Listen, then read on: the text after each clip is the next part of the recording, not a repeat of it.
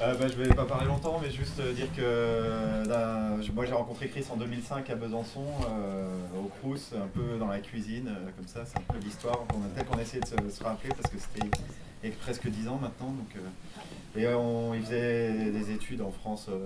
Tu faisais quelles études à ce moment-là?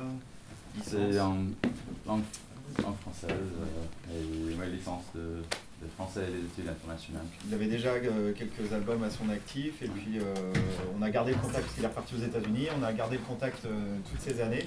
Alors, des fois on ne parlait pas pendant 6 mois, mais bon, il y a des gens comme ça, quand on les retrouve, c'est un peu comme si on les avait quittés la veille. Et voilà, il essayait de revenir en France et ce qu'il a pu faire cette année pour terminer ses études de master à l'Université de Paris. Entre-temps, il a vécu 7 ans en Portland, en temps où il a vécu de sa musique, et ce qui n'est pas une chose facile, pas plus facile aux États-Unis qu'en France, où voilà, je pense qu'il va parler de ça. Et donc voilà, il est là cette année, et pour ça j'avais dit à Jacques, je pense que c'est intéressant qu'il vienne parler de son expérience, donc autant de son mémoire qui est sur l'histoire qui est écrit voilà, sur la musique engagée en France après 68, et aussi sur son expérience personnelle en tant que musicien indépendant qui a vécu ces 7 dernières années de sa musique. Voilà. Chris Beck. Allez Chris. Merci à Jacques, merci à Antoine, merci à vous d'être venus. C'est vraiment un grand plaisir d'être ici, toujours à Chalon. J'ai beaucoup de bons mémoires et j'ai passé beaucoup de bons moments ici. Comme Antoine vient de dire, je vais présenter cette conférence, ou plutôt rencontre, dans 2 différentes parties. Donc je vais commencer avec mon travail que j'ai fait cette année. Moi je suis à New York University, qui a un bureau à Paris depuis, c'est un peu ironique, depuis 1968. Mais c'est aussi géré avec l'Université de Paris. Donc c'est en langue et civilisation française, mais j'ai écrit mon mémoire sur cette notion de la moindre visibilité de la chanson engagée en France depuis 68. Donc je vais présenter une vingtaine de minutes sur mon mémoire, parce qu'en fait j'ai ma soutenance de mon mémoire lundi prochain, donc ça fait une petite répétition. Et après on va ouvrir à la discussion un peu si vous avez des questions en ce qui concerne le travail, ce que je fais, ce que j'ai présenté. J'espère qu'on va avoir une bonne discussion.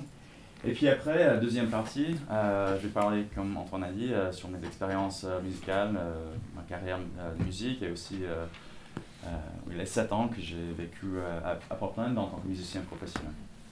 Donc, pour commencer, je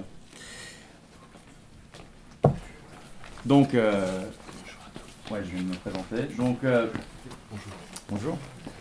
Donc, la tradition de la chanson engagée moderne en France, c'est quelque chose qui m'intéresse beaucoup. C'est quelque chose qui est en France. France connaît l'histoire la plus longue d'une tradition d'une chanson engagée. Ça existe depuis le XVIIe siècle en France, et c'est presque continu sans arrêt jusqu'à nos jours. Mais on constate que dans les 30-40 dernières années, qu'il y a vraiment un déclin, un grand changement dans cette notion d'engagement dans la vie politique et publique. Ça a commencé avec des mazrinades dans le XVIIe siècle. Il y avait après des chants de révolte, des chants révolutionnaires, juste avant la Révolution française. Et pendant le XVIIIe, XIXe et XXe siècle, c'était vraiment quelque chose de très très important dans le domaine public. C'était un outil réactionnaire, politique, vraiment une façon de mobiliser des gens, de prendre parti, de parler des choses, d'essayer de trouver des solutions pour les problèmes dans la vie.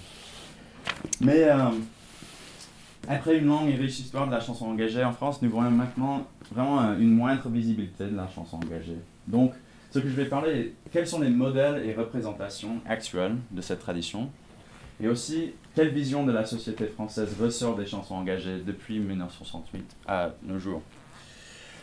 Donc, pour commencer, il faut définir et cadrer des choses juste un peu. qu'est-ce que ça veut dire d'être une chanson engagée. Donc, avec la recherche que j'ai fait, j'ai trouvé qu'il y a 3 types de chansons en général qu'on voit. Avant cette période du XVIIe siècle, avec l'arrivée de la chanson engagée, la chanson était presque uniquement une façon de divertissement. Et donc, depuis ses origines, on a toujours des chansons de divertissement. Donc, on voit ça avec, à travers l'histoire de tout ça, avec le café-concert, aussi la boîte à chansons, et jusqu'à maintenant avec Starac ou The Voice, des choses comme ça. C'est vraiment une façon de divertiser. Il y a un deuxième type de chanson qui est la chanson dite littéraire. Donc, ça veut dire une chanson à texte ou encore la poésie chantée qui manifeste un souci d'art, une originalité dans le discours, qui agisse de la fantaisie poétique de Charles Trenet, par exemple. Et puis, une troisième forme qui est la chanson engagée. La chanson engagée, des fois, c'est satirique, social ou politique, qui veut inciter à l'action, soit pédagogique, politique, subversive. Donc on a vu ça dans les mazarinades, les chansons de lutte et de turlutte, des syndicales ou quelque chose qui défend une cause, comme des chansons contre l'antiracisme, la lutte contre le faim en Éthiopie, la paix, la lutte contre le sida, etc., etc. Donc, une chanson engagée se met au service à une cause, quoi que ce soit sociale, économique ou politique, pour dénoncer des abus et des injustices. Elle est partisane et militante, tandis qu'une chanson révoltée se contentait de dénoncer sans se mettre à une cause. Donc, c'est quelque chose qui délimite. Ok, maintenant on a un problème, mais on va essayer de trouver des solutions aussi. On va agir aussi. C'est pas juste, ouais, mais il y a des problèmes et c'est comme ça. Quelques thèmes qui sont très très importants dans la chanson engagée sont des thèmes d'universalité et de solidarité et de communautarisme. Il y a très souvent un on ou un nous qui veut quelque chose, qui veut changer quelque chose dans la vie. C'est pas juste ouais, moi j'ai des problèmes ou moi je me trouve dans une situation assez difficile. C'est pas quelque chose d'individuel, c'est vraiment quelque chose de collectif. Il y a aussi, c'est une tradition orale qui est très importante. C'est souvent un récit et une mélodie qui sont faciles à répéter, à reproduire et à mémoriser. Donc c'est pour ça, il y a des chansons avec des textes pas trop difficiles, des mélodies pas trop difficiles. Comme ça, on peut répéter ça dans la rue ou même parce que ça existe aussi avec la tradition de la chanson engagée, avec les goguettes dans les années, c'était en 1820 à 1880. C'était très commun d'avoir dans les goguettes, tout le monde vient et il y a une personne qui lance une chanson et tout le monde chante avec lui. Mais il commence, il n'y a personne qui connaît la chanson et puis après tout le monde chante avec lui et donc après ça tourne, c'est à quelqu'un de différent. Donc, et c'est comme ça on peut parler des problèmes de la société et chaque fois entre les semaines des différentes séances, chaque personne essaie à écrire une nouvelle chanson pour parler des problèmes du jour. Et donc c'est tout lié avec cette notion de l'interprétation de la chanson qui est très très importante. C'est pas juste la première arrivée de la chanson qui est importante, c'est aussi cette notion de reproduire la chanson. Donc, parce que l'interprétation d'une chanson engagée met en effet son art au service d'un engagement et dénonce une réalité injuste pour tenter d'y remédier. Une autre distinction qui est très importante pour définir notre champ d'études, c'est la distinction entre l'artiste et son art. Parce que souvent, quand on parle de la chanson engagée, on dit « ouais, mais qu'est-ce que ça veut dire d'être engagé ?» Est-ce que ça veut dire que quelqu'un doit être dans les rues chaque jour comme ça? À mon avis, non. Parce que, et dans mon mémoire, je parle de quelques différents case studies, les cas d'études comme Boris Vian, qui a écrit Le Déserteur, qui est une chanson très très connue, Mais pendant toute sa carrière, il était romancier, il était écrivain, il a fait plein de choses dans sa vie, mais il n'était vraiment jamais vraiment engagé politiquement. Il était quelqu'un qui a essayé beaucoup de choses, mais la seule fois qu'il était vraiment engagé, c'était avec cette chanson. Il y a des autres gens qui sont très très engagés dans leur vie publique, mais donc il faut distinguer entre l'artiste et son art. Donc une chanson engagée, on parle plutôt de la chanson, le texte, l'œuvre, et pas vraiment de personne derrière tout ça. Et aussi, une autre importante distinction, c'est la définition du cadrage actuel. Parce que souvent, quand on parle de la chanson engagée aujourd'hui, on pense à le rap, au rap, ou même le slam, comme des différentes formes liées avec la chanson engagée. Et bien sûr, c'est lié, mais aussi, je méfie de dire que c'est la suite de la chanson engagée. Parce qu'il y a plusieurs choses. D'abord, le rap ne partage pas la même tradition musicale, politique, communautaire, solidaire, universelle, cette notion d'engagement. Souvent, c'est des récits individuels. C'est pas lié avec une mélodie qui est facile à répéter, à reproduire. Souvent, il y a beaucoup de paroles et juste un refrain qui est assez facile à mémoriser. Même chose avec le slam. C'est plutôt la poésie chantée ou la poésie parlée. Donc, c'est pour ça que j'évite de parler du slam ou du rap avec cette tradition. Je crois que c'est bien lié, mais c'est pas tout à fait la suite. Donc, on va parler les événements de 1968 et l'influence sur cette tradition de la chanson engagée jusqu'à nos jours. Donc, il y a un chercheur américain qui s'appelle Kristen Ross qui parle, elle a passé beaucoup de temps avec ses études de 1968. Elle parle les thèmes de disruption, déplacement et réappropriation en 1968. Ça c'est assez clair, j'imagine qu'on a tous passé quelques cours de l'histoire en français, mais en fait c'est intéressant de voir que 1968 a été concerné avec le but d'achever l'égalité à travers la contestation et disruption des conventions et le refus des rôles socialement exprimés prédéfinis. Mais on a vu bien sûr en 68 une renaissance de beaucoup de choses dans la société française et particulièrement la tradition de la chanson engagée, mais ce n'était pas quelque chose qui a duré pendant longtemps. Le fait de se rendre compte que les objectifs du mouvement de protestation étaient idéalistes et impossibles à réaliser. Et donc c'était la suite de cette déception à travers la chanson qu'on a vue après. Donc on parle je plaisante un peu, mais les 30 piteuses après les 30 glorieuses. Donc après la chute de 73, on a vu vraiment un grand changement dans cette notion et cette tradition de la chanson engagée. Vraiment des mouvements antisociaux, le désespoir qui était vraiment lié avec les mouvements musicaux et l'indifférence. Donc ça a créé aussi des différents styles de musique comme le punk rock, l'engagement par le boycott total, mais aussi il y avait vraiment une notion de nihilisme qui était très claire. Donc des gens qui essaient de vraiment sortir le domaine public. Donc c'était moins engagé, c'était engagement par un boycott total. Aussi on a vu des reprises des chansons engagées, mais c'était pas vraiment la création des nouvelles formes d'engagement.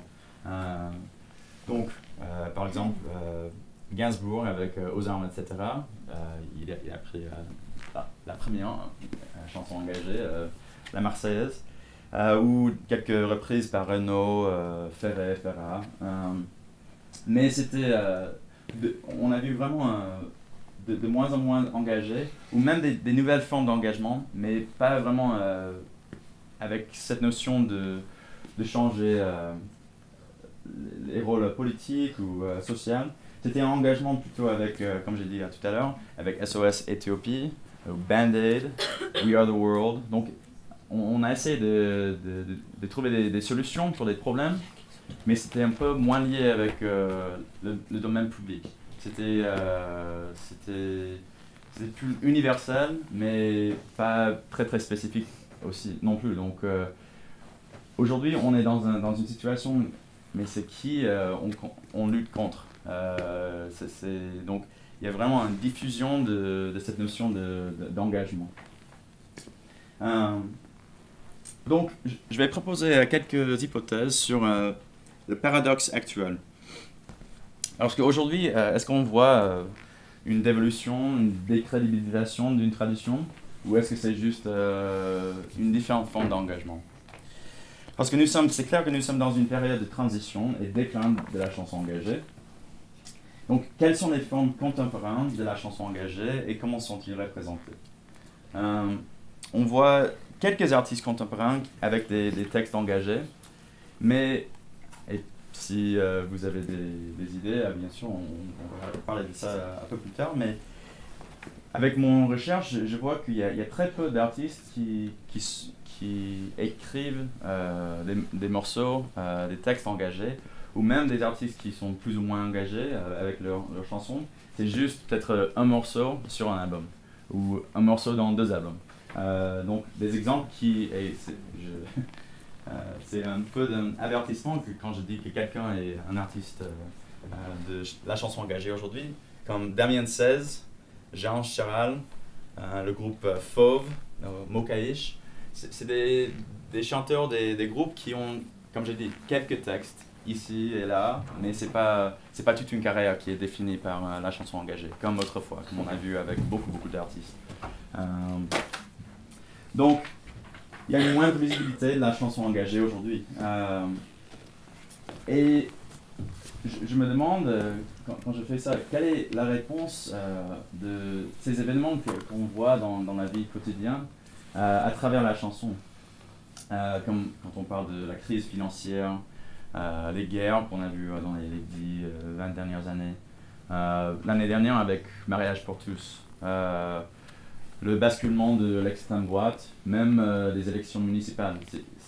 On n'a pas le même engagement dans le domaine politique et public à travers la chanson qu'on a vu autrefois.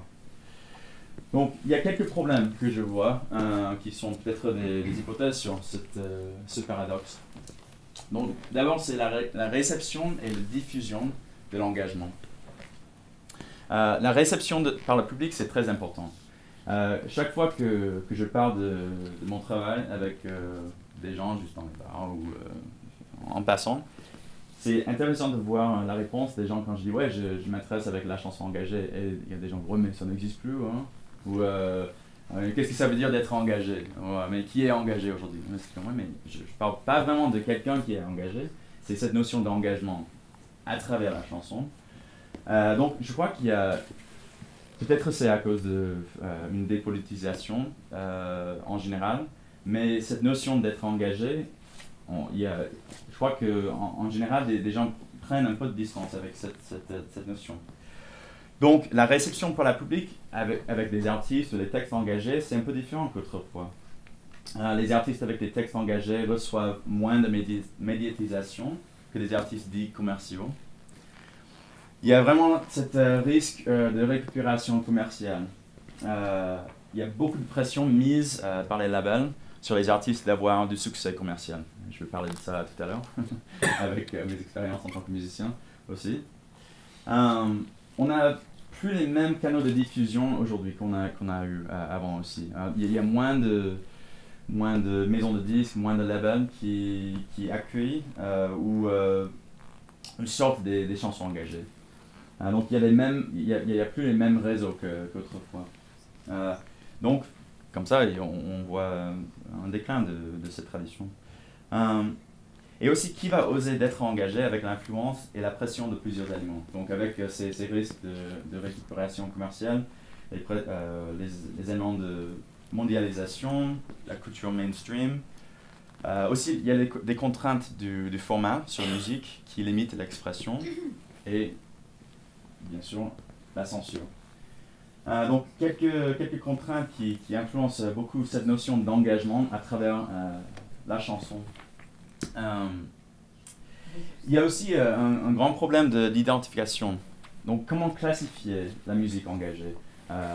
Quand j'ai fait un peu de recherche, c'était très intéressant de passer par les grandes surfaces, les grands Fnac à Paris, des choses comme ça, en parlant de mais je fais un peu de recherche sur la chanson engagée.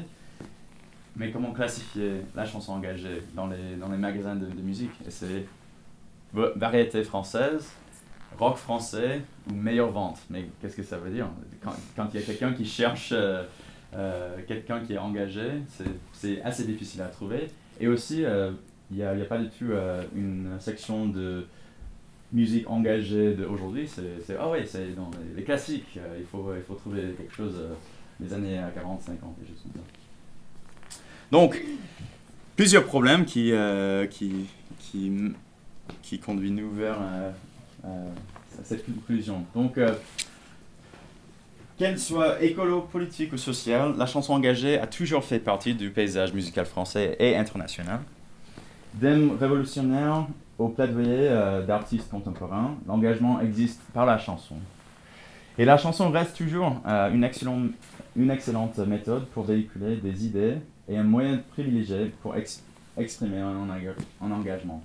Mais je dois dire qu'on voit maintenant un déplacement des frontières politiques et une nouvelle revendication de la posture artistique. Donc on fait la politique par autres moyens aujourd'hui. C'est pas, on voit plus cette même dimension politique cette dimension politique n'est plus visible dans le domaine musical.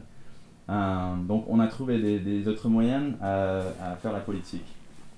Aussi la réception, c'est plus libre aujourd'hui. Le public peut choisir ce qu'ils veulent. Donc il y a une liberté donnée aux auditeurs. Donc s'il y a quelqu'un qui cherche des textes engagés, des chansons engagées, c'est le choix des consommateurs. Et au lieu d'un désengagement par les gens, parce que quand j'ai commencé à faire ça, c'était comme, mais est-ce que ça veut dire qu'il n'y a plus d'engagement, qu'on voit un désengagement? Il semble qu'il y a actuellement une différente forme d'engagement, un déplacement de la notion d'engagement qu'autrefois. Donc, ça nous mène, bien sûr j'imagine, beaucoup de questions avec cette tradition. Donc, si vous avez des questions ou des commentaires, je voudrais bien offrir la parole à la salle. Ouais. Je voulais savoir si, du coup, tu considères que les chansons, c'est-à-dire avec des textes, ou les musiciens qui n'utilisent pas la parole dans l'engagement, c'est-à-dire, je sais pas... Juste par la musique. Oui, voilà. Ouais. Parce qu'ils ont un engagement politique assez flagrant. Oui. Mais ils n'utilisent pas de texte. Oui. Donc du coup, c'est sous-tendu, c'est une autre façon d'aborder aussi la politique ou une position, quoi. Oui, tout à fait. Non, mais je crois que... Et ça, c'est une autre forme, comme j'ai dit, comme le rap ou le slam. Je veux pas dire que c'est pas engagé, c'est pas ça. Mais quand on parle parce que quand on définit quelque chose comme ça, il faut... Donc, moi, je m'intéresse plutôt avec cette notion d'un texte engagé avec la musique. Et donc, l'ensemble de tout ça et l'interprétation qui est cette définition traditionnelle de la chanson engagée. Mais bien sûr, il y a beaucoup de formes comme ça. Est-ce que tu as des différents groupes que tu connais qui sont engagés par la musique plutôt que par des textes? Après, c'est souvent des gens qui sont sur une scène plutôt alternative aussi en France, quoi, donc qui... par le fait de ne pas passer par des labels ou prendre des chemins différents qui, du coup, s'inscrivent forcément politiquement dans quelque chose d'autre, quoi. Et où là, du coup, la dimension commerciale n'existe plus. Donc c'est déjà une forme de contestation. Et après, non, c'était aussi il y a pas mal de regroupements de gens autour du hacking et puis d'Arch Noise qui aussi, du coup, ont un réel engagement politique, quoi. Et qui n'est pas forcément... Comment il l'exprime alors si c'est pas par... Est-ce qu'il y a des notes Oui, c'est ça que je voulais dire. Ah, comment il l'exprime. Ouais. Ah bah... Est-ce que c'est autour de la chanson par des autres En fait, c'est moyens? surtout à mon avis parce que ils utilisent la musique comme un moyen d'expression et aussi un moyen au moment de se retrouver. Oui. Alors est-ce que ça devient sectaire, j'en sais rien quoi. Mais je trouve que après c'est plus c'est des gens donc qui vont s'exprimer donc à travers la musique, mais où ça va être plus après autour d'échanges, c'est souvent des sortes de comment dire. Pas des séminaires quoi, mais des moments où les gens vont en même temps faire de la musique et discuter du propos. Par exemple, je dis de la noise, mais du propos justement de la musique non chantée. Et donc ça va être des moments d'échange où effectivement après je sais pas, moi je n'ai jamais lu non plus forcément de manifestes de ces genres-là quoi. Oui. Mais c'était au final entre guillemets quand même pour moi des gens plus engagés politiquement, mais peut-être parce que ça me parle aussi plus que par exemple les Enfoirés ou Trio quoi, qui ont essayé de balancer en fait des conneries sur le bonheur universel quoi, qui sont plus des choses en fait qui ont vite tendance à dire oui le bien c'est bien, le mal c'est mal quoi, oui. Qui appuient en fait des choses et qui eux vont pourtant être dans l'esprit des gens plutôt engagés. Oui. Parce qu'ils ont essayé de dénoncer quelque chose, mais de dénoncer en catimini quoi, donc du coup. Ouais non mais. C'est très intéressant cette notion d'engagement par la musique plutôt que... Oui, que par la discussion qu'il y a autour de la musique. Parce que, bien sûr, même avec les paroles, c'est toujours... On est tous... on a tous la liberté d'interpréter des chansons comme on veut. Mais avec la musique, c'est beaucoup plus ouvert. Parce que c'est pas juste... Il n'y a pas vraiment de direction, pas de paroles on peut interpréter. C'est juste la musique qui est... Ça peut être quelque chose de très engagé ou même peut-être pour quelqu'un de différent. Ouais, mais ça me plaît, mais ça veut dire quelque chose. ça veut dire rien du tout pour moi. Donc, mais c'est peut-être un peu comme le free jazz ou toutes ces choses. Oui. C'est-à-dire que cette forme musicale qui vient justement à l'encontre de tous les codes commerciaux, etc. En soi, déjà porte une révolte et un regard sur ce qui se passe et comment justement faire à tous les gens. Tout à fait. Et c'est pour ça que j'ai parlé de quelques problèmes. C'est avec une des contraintes, c'est le cadrage ou le format. Donc, parce que même, c'est intéressant que même aujourd'hui, dans 2014, on a toujours des chansons de 3 minutes. Et est-ce que vous connaissez pourquoi on a ce format au début? 45 tours, non? C'est exactement ça, oui. Ouais, ouais, donc c'était la limite pour quand on a commencé à enregistrer des premiers morceaux de musique, c'était à la limite, mais c'était dans fin 19e siècle, début de 20e siècle. Et aujourd'hui, on garde les mêmes contraintes, les mêmes formats. Donc c'est un peu... Bien sûr, il y a vraiment cette notion de... Oui, mais d'ailleurs, les chansons engagées, moi j'écoute essentiellement de la musique de personnes noires, mais justement, ils ont cassé ça en faisant des chansons beaucoup plus longues. Oui, ah oui. C'était aussi dans la forme une façon de casser et de se révolter. Parce que... Oui, exactement, oui. Donc c'est exactement ça que je voulais dire. Après, c'est le problème de la diffusion. C'est-à-dire que si on veut que le message soit porté, il faut qu'il passe sur un média, et donc il n'y a que 3 minutes 30 par fenêtre. Parce qu'on est tous habitués de ce format. Ça, oui. Ouais. Et aussi, comme vous avez dit aussi, c'est le format parce que normalement, 99% des chansons ont peut-être 4 accords. Donc on est... Non, mais c'est vrai. Et c'est tout basé sur la musique du 15e siècle, en fait. Donc c'est pas quelque chose de très très nouveau. Donc quand il y a quelqu'un qui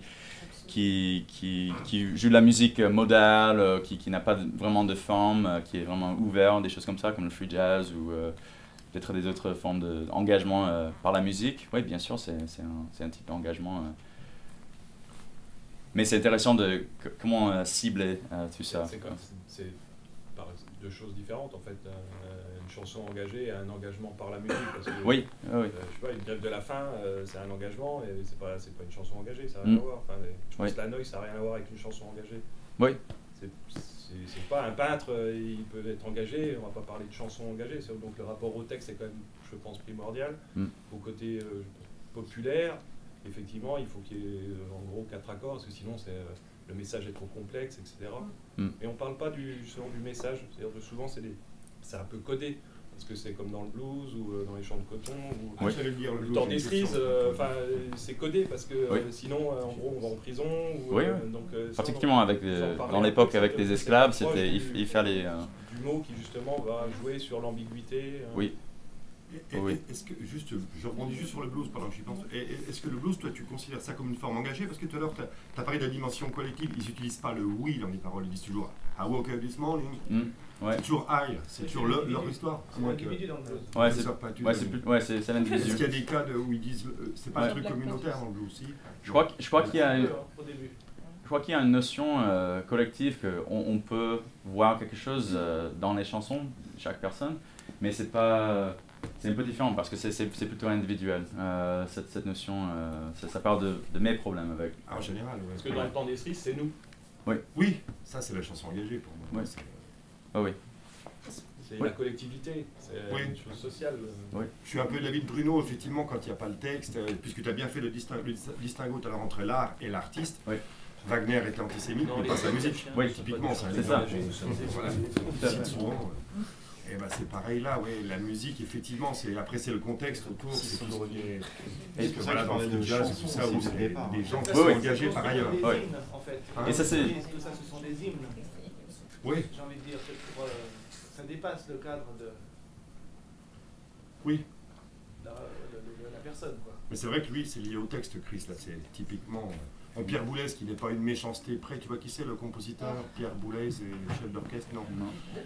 Lui, il a dit un truc définitif, lui, il a dit on ne fait pas de révolution avec des chansons de 3 accords.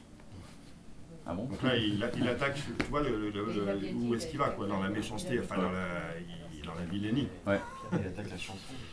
Il attaque carrément, voilà. Il veut dire que de toute façon, quel que soit le message, le texte qui sera porté par 3 accords, on n'aura qu'une révolution à 3 accords. C'est bon. Il faut connaître le bonhomme. Moi, je vais peut-être vous choquer, mais je trouve qu'aussi il y a un engagement par l'habillement. Parce que si on regarde tous les chanteurs, moi je regarde régulièrement Trax, c'est la seule, je veux dire, possibilité. Mais je trouve que ils déplacent les codes, ils sont subversifs, ils nous interpellent. C'est l'habillement quand même pour un chanteur aussi. Il y en a qui chantent nus, vous le savez, ou avec une plume dans le cul, je veux dire, Coluche aussi l'avait essayé. Tout ça, c'est quand même... L'engagement, c'est aussi une notion pour moi subversive. Oui.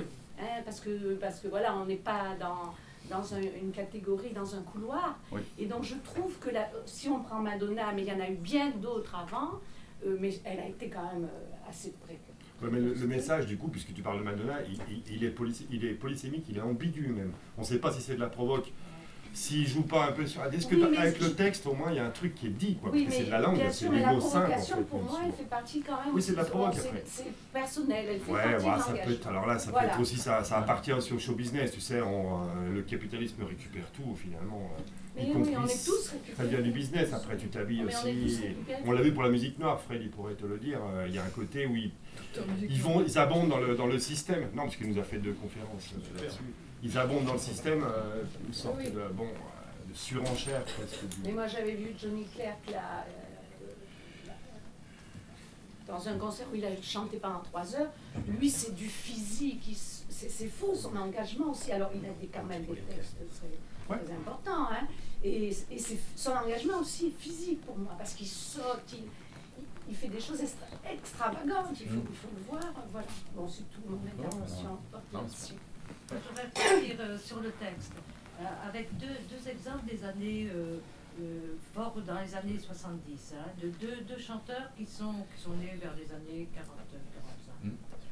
Louis Arty, que je considère comme le plus grand des chanteurs engagés, qui a fait l'Olympia, qui a fait le Printemps de Bourges, qui maintenant qu'on voit plus dans des grandes scènes, mais qui chante encore. Et Bernard Lavilliers. Justement 2 exemples. Un qui est plus commercial, qui n'est pas commercial, et un qui est commercial et qui existe toujours et qui voilà. Et bon, pourquoi par choix, je ne sais pas. Je ne suis pas sûre que Louverture n'aurait pas aimé aussi continuer comme ça. Pourquoi? Alors, vous avez parlé de 68, mais la guerre d'Algérie a été très importante. Ah oui, tout à fait. Et c'est deux artistes qui ont été des ouvriers. Et et l'engagement, elle vient aussi de là. Bon, Louverture avec son expérience dans la guerre d'Algérie. Et voilà. Alors aujourd'hui, effectivement, l'engagement dans les textes, eh ben, c'est plus ça. C'est plus des gens qui ont été justement dans ce milieu. Mais bon, c'est deux exemples. Ouais, en fait, c'est très intéressant. J'ai trouvé. En fait, je viens de trouver ça, donc je ne me rappelle même pas le nom de. Mais c'est une chanteuse que j'ai trouvée de 68 elle n'est pas du tout connue. Elle a écrit. Elle était très très engagée avec le mouvement à Paris en 68. Elle était à la Sorbonne. Et elle a écrit des chansons extrêmement engagées. C'est super, hein, les textes et la musique. Mais elle n'est pas du tout connue. Elle avait des problèmes avec le gouvernement français, donc je crois qu'elle était un peu hors de public. C'est qui, Colette Mani? Non, en fait c'est non, j'ai jamais... Tu connais? Ouais. Oui, on l'a vu. Elle est connue, je sais pas si... Non mais c'est des questions, pourquoi est-ce qu'il y a des artistes L'album Répression, par exemple, qui sont engagés, plus ou moins, ou peut-être très engagés, qui ont un peu de succès commercial? Oui, ça peut arriver, je pense. Mais dans l'autre sens, des gens qui sont très très engagés, qui ne sont pas du tout connus, est-ce que ça c'est à cause de leur engagement ou est-ce que c'est je crois qu'aujourd'hui peut-être c'est plutôt ça qu'avant, parce que en France, aux États-Unis, je peux donner le contre-exemple, et que aux États-Unis on n'a pas du tout la même tradition de la chanson engagée. On a une période de 40 années où il y avait vraiment une période de chansons engagées. Après la Deuxième Guerre mondiale, jusqu'aux années 80, un peu, même pas.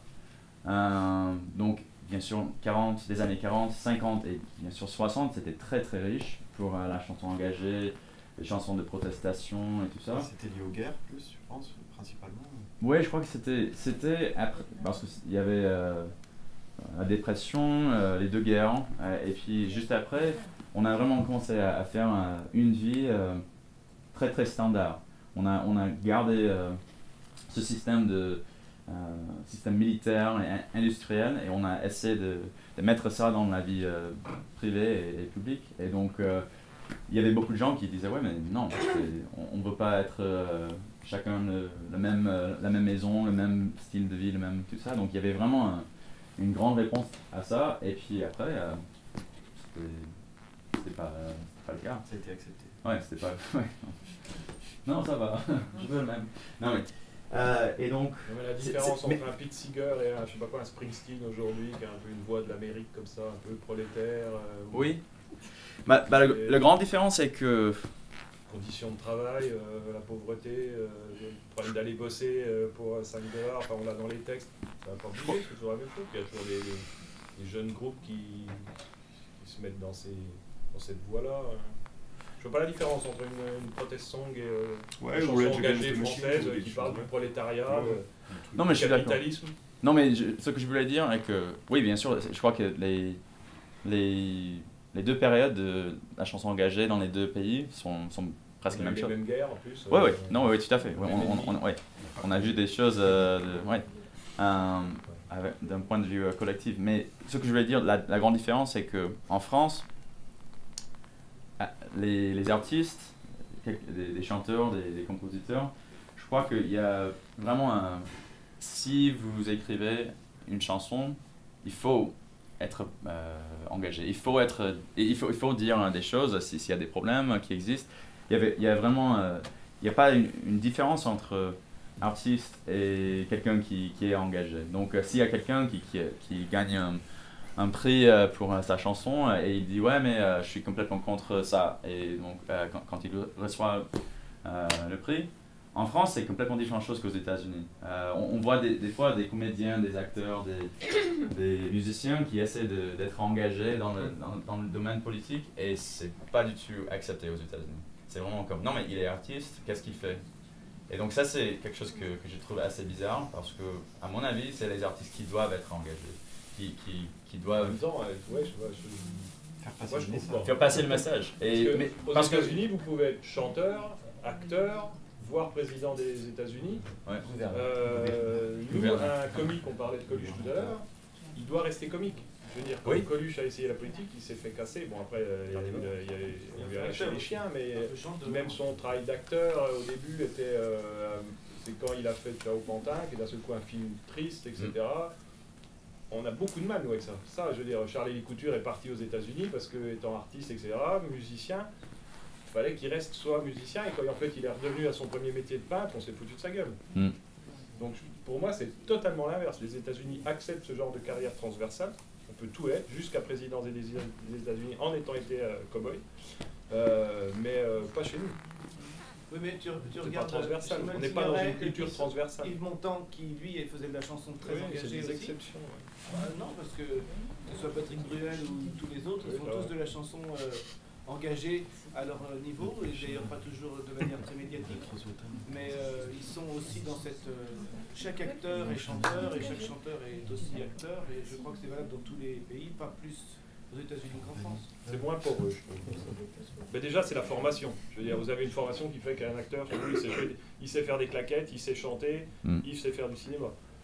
Ah ben nous, on le fait moins bien. On le fait moins bien, on joue moins bien. Tous les chanteurs le font. Tous les chanteurs font l'acteur, que ce soit Benabar, c'est des mauvais acteurs, c'est des mauvais acteurs. Et tous les acteurs... Dean Martin est un chanteur magnifique et un acteur magnifique. Oui. Mais ce que je veux dire, oui, c'est clair qu'il y a un exemple comme Ronald Reagan qui peut être acteur et puis président, oui, c'est clair.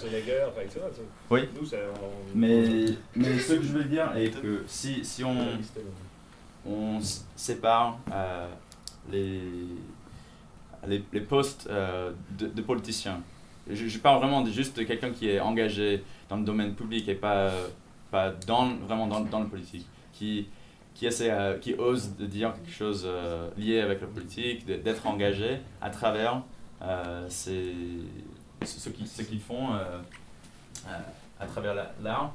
Ça c'est moins accepté aux États-Unis. Il y a vraiment un problème. Chaque fois qu'on regarde les Oscars, des choses comme ça, il y a quelqu'un, ok, merci à l'Académie et tout ça, mais je vais parler de la guerre en Libye, quelque chose comme ça. Et il commence la musique et c'est comme, non, arrête. Mais par exemple, il y a beaucoup d'acteurs qui ont fait leur coming out en public récemment, entre Jodie Foster, Ellen Page. Comment, enfin, parce que ça aussi c'est une forme d'engagement. Oui. Et c'est intéressant de voir le... Ça fait le buzz sur YouTube, mais est-ce qu'à la télévision, c'est... comment c'est... Enfin bon, on parle des États-Unis, du coup on est sorti un peu de ton... Oui.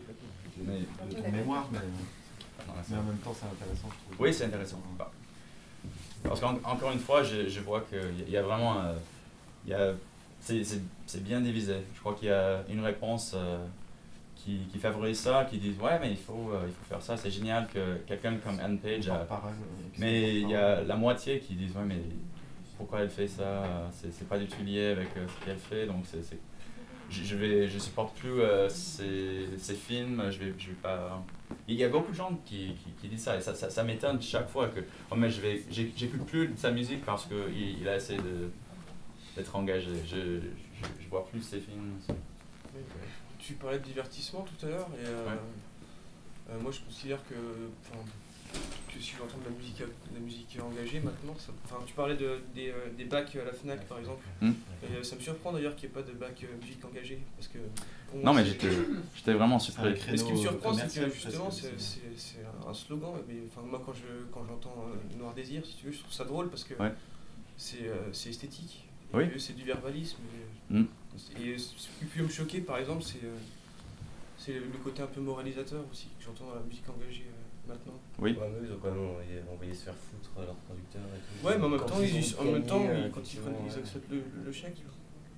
de producteur. Quoi. Mais là, il joue un jeu aussi qui a... Parce que si aussi... Enfin, c'est bon, c'est un gros exemple. Même par exemple, Fauve, tu parlais. Oui. Il y a un packaging vraiment étudié. Ah oui, avec le inégal et tout ça. Oui, oui. Ça, c'est pour moi plus... C'est de l'animation commerciale. Ouais, et pour moi, un artiste engagé, maintenant, ce ne sera pas forcément... Je trouve trop divertissant, en fait, la musique. Moi aussi. Et puis la même... Et ça, les Noirs aussi avaient déjà eu des critiques comme ça, parce que c'était soi-disant des punks, et en fait, ils venaient tous de bonnes familles, et donc c'est des gars, en fait, qui se sont mis, en fait, dans la place, dans les problèmes d'autres, mais qui étaient quand même des porte-parole. Donc après, ils ont fait des trucs comme Porcherie, où ils sont super connus, quoi, et pourquoi pas, au final. Limite, je préfère ce genre de conneries, en fait, voilà, qu'on comprend. Encore une fois, mais je veux pas tacler tout le temps les enfoirés, quoi. Mais ces trucs-là qui sont tout le temps et qui reviennent, c'est très bien, ça fait de l'argent pour des causes, mais c'est pas super transparent non plus, quoi. Et en même temps, en plus, c'est la fin de la carrière de tous ceux qui rentrent à l'intérieur de ce truc, quoi. C'est souvent le cas, quoi. Ouais, mais tu le vois au niveau de la carrière d'artiste, mais d'un point de vue sociétal, je veux dire, ils ont mis en place un système qui fait qu'il y a un prélèvement, il y a une imposition, où en même temps ça change de système, donc c'est le but de la chanson engagée. Donc effectivement, maintenant c'est une espèce de truc avec plein de gens qu'on déteste, etc. Mais fiscalement ça existe. Mais c'est-à-dire que les enfoirés, la taxe sur les produits, les restos du cœur, c'est une chose qui est concrète pour des gens qui ont faim. Les berrues, aujourd'hui, ça nourrit qui c'est sûr, mais un problème d'efficacité. Non, les enfoirés sont tellement nombreux que plutôt toute la production, tous les tournées qu'ils font, la production, c'est beaucoup de thunes. De savoir si ça a de la qualité. Directement, il parle d'efficacité. Je pense que la chanson engagée, c'est pour changer une société. Sans même jouer et chanter. Même si, effectivement, tous ceux qui sont dedans et qui chantent aujourd'hui, c'est pas ma tasse de thé. Je sais que voilà, c'est un truc qui marche. Tu, on peut donner au Resto du Cœur, etc. Voilà, ça change et c'est écrit dans des textes de loi. C'est pas juste. Je trouve que c'est dommage de maintenir la librairie générale, il y aura peut-être d'autres moyens. Mais après, du coup, faisons les choses. Mais du coup, le musique de blanc. 68, tu mets 68 au pivot de dire qu'il n'y a plus de chansons engagées depuis 68. Moi, c'est pas qu'il n'y a plus de chansons. Je crois que ça c'est le moment où je trouve que on voit vraiment un grand changement. Il y avait, juste après 68, il y avait encore plus d'engagement qu'avant à travers la chanson, mais on a vraiment vu un grand déclin depuis, bien sûr, la chute et tout ça. Et ça ne veut pas dire que tout va bien, il n'y a pas de problème, c'est que cette notion d'engagement par la chanson a bien changé à cette période-là.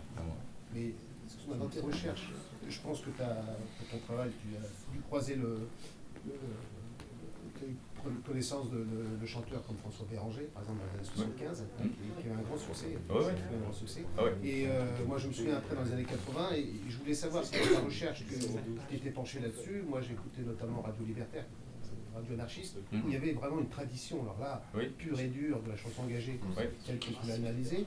Est-ce que toi maintenant, moi j'y retourne plus, j'écoute plus, mais est-ce que tu as été écouter par exemple ce genre de radio et savoir si ça évolue, s'il reste dans une espèce de traduction, toi Je crois que à cette époque-là, c'était beaucoup plus présent. Et oui, je ne veux pas du tout dire que 68 c'était la fin mais je crois que c'est le début d'un grand changement qu'on a vu à travers l'engagement de la chanson engagée. Donc je crois que, comme j'ai dit, il y a différents domaines d'engagement, comme le Resto des Cœurs, des différentes formes d'essayer d'utiliser la chanson pour trouver des solutions pour des problèmes, mais c'est moins présent qu'on a vu à travers la vie quotidienne, la vie publique. On voit plus le même engagement dans le domaine public qu'on a vu. Parce que la tradition orale aussi est peut-être moins importante. Et donc il y a d'autres diffusions qui changent un peu les choses. Quand tu parlais des goguettes, c'est sûr, là on en est loin maintenant. Oui. Non, puis la chanson, ça devenait un élément viral du 7e, c'est-à-dire qu'il y en a un qui prenait le refrain, et on continuait, donc du coup on diffusait le message par les chansons. Alors maintenant, c'est la radio qui fait ça, c'est les médias qui font ça. Et donc bien sûr, il y a des filtres avec MediaKick. Ouais. Donc, le média filtre et automatiquement... Ouais. Et donc, même chose avec les radios anarchistes, et des radios... À l'époque des radios libres, les années 80. Oui, c'est ça. Là, ça s'est explosé. Ouais. Ça s'est concentré, comme tu disais, aussi les choses se concentrent. Tout à fait. Ouais. Donc, et même, c'est intéressant que maintenant, on a beaucoup plus de ressources. S'il y a quelqu'un qui veut faire une radio libre, une radio anarchiste en ligne, des choses comme ça, mais c'est assez difficile à trouver.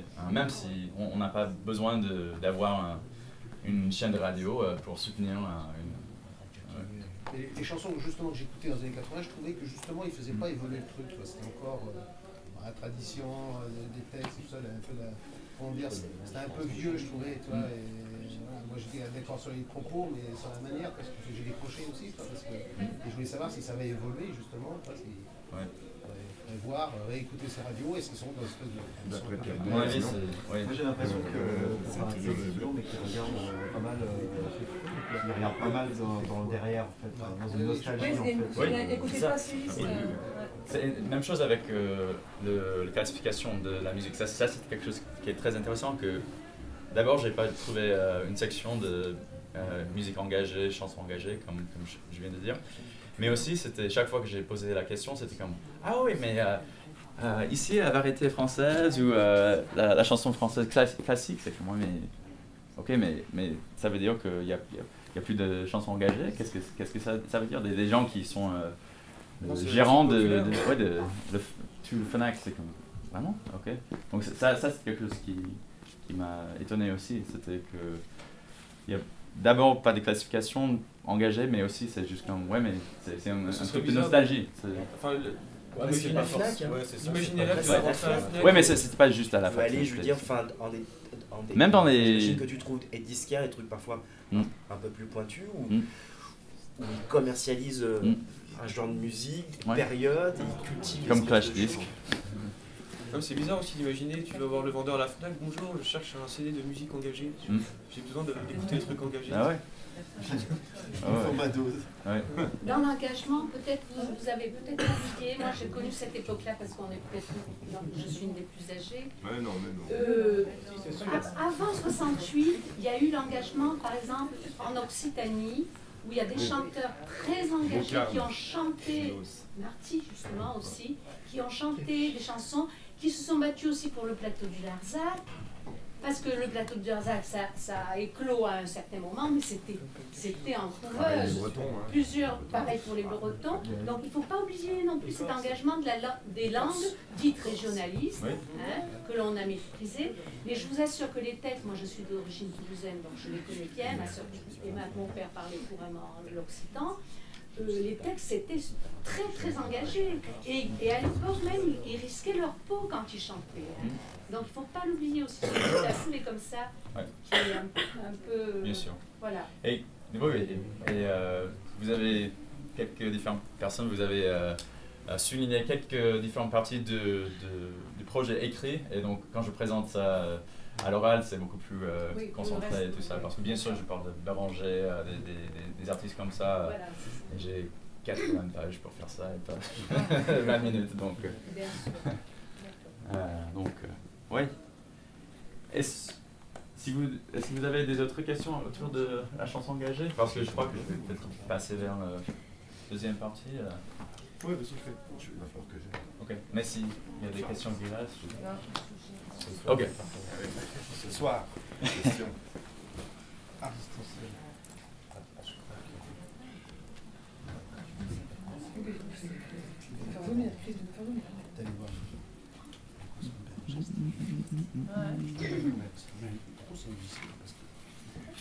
Donc, je vais aussi parler de mes expériences en tant que musicien professionnel. Moi, pour commencer, moi je viens du Kansas, au milieu des États-Unis, le centre des États-Unis. Mon grand-père, du côté de mon père, a été compositeur et chef d'orchestre. Donc pendant toute ma vie, la musique c'était quelque chose de très important pour moi. J'ai commencé à jouer du piano à 4 ans, j'ai chanté dans les chœurs à partir de 8 ans, j'ai commencé à jouer du violon au même moment. Et puis, à la fin du collège, début de lycée, j'ai changé du violon contrebasse. Et j'ai commencé à jouer du jazz et du rock. Et c'était pour la première fois que et c'est aussi à cette époque-là que j'ai commencé à jouer de la guitare. Et donc, c'était la première fois que j'ai commencé à écrire mes propres chansons. J'étais vraiment influencé par le jazz. C'était la première fois que j'ai vu, parce que j'avais toute une expérience, toute une formation classique pendant des années. Et puis après, c'était juste une complètement différente façon de penser à la musique. Et je me rappelle une expérience qui était très très formative pour moi. Je suis allé dans un festival de musique folk en 1999. Et il y avait un groupe, en fait c'était un groupe de mon cousin qui habite à Portland. C'était un groupe de folk. Et c'était la première fois que j'ai vu des gens qui ils parlaient un complètement différent langage de musique. C'était les mêmes notes qu'on joue dans la musique classique, mais ils parlaient dans les modes, donc par des chiffres et pas par... c'était pas quelque chose écrit, c'était pas quelque chose prévu, c'était tout vivant, on crée quelque chose éphémère et créatif dans le moment. Donc ça m'a vraiment bouleversé. Ça c'est moi, c'est exactement ça que je voulais faire. Donc à cette époque-là, j'ai commencé à jouer du contrebasse, j'ai joué dans les ensembles de jazz, des orchestres de jazz. Et aussi j'ai commencé à jouer de la guitare, j'ai écrit mes propres chansons et j'ai commencé à jouer des concerts en public. Donc ça c'est mon premier album, le petit. C'est la dernière année du lycée, 2003, je me date. Et c'était le premier projet d'enregistrement que j'ai fait. Comme j'ai dit, c'était des chansons vraiment influencées par ma formation, la musique classique, mais aussi le jazz et le folk. Je crois que je vais présenter un peu quelques différents moments dans ma carrière musicale, et puis après je vais jouer quelques morceaux qui viennent des différents albums. Donc je vais passer ça et je vais retourner. Mais comme Antoine a dit, j'ai passé l'année 2004-2005 à Besançon. J'ai fait un échange entre l'université du Kansas et l'université de Franche-Comté. C'est là où on s'est rencontrés. Et cette période m'a beaucoup influencé. J'ai sorti 2 albums juste avant de partir des États-Unis en 2004. Mais c'était très intéressant. Si vous vous rappelez, en 2004, on était en pleine guerre en Irak. Les relations entre la France et les États-Unis étaient un peu difficiles, un peu fragiles.